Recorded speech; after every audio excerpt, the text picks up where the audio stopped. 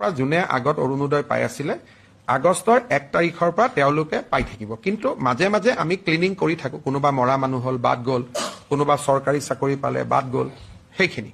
কিন্তু তাক বাদে আৰু এতিয়া নতুনকৈ একো কৰিব নালাগে। আগত যি একাউণ্টত 9,000 সোমাইছিলে সেই একাউণ্টতে অৰুণোদয় নিয়মীয়াকৈ পাই থাকিব। 2 বা 3 আগষ্টৰ পৰাই আপোনালোকে অৰুণোদয় আঁচনি আগৰ দৰে লাভ কৰিব।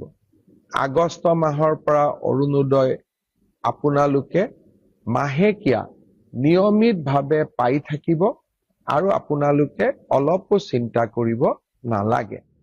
হয়, নমস্কাৰ। যিসকল মহিলা 9,000 টকা লাভ কৰিছে তেওঁ 1250 টকাৰ ধন অৰুণোদয় আঁচনিৰ ধন 1 আগষ্টৰ পৰা 3 আগষ্ট তাৰিখৰ ভিতৰত আপোনালোকৰ বেংক একাউণ্টত সোমাব।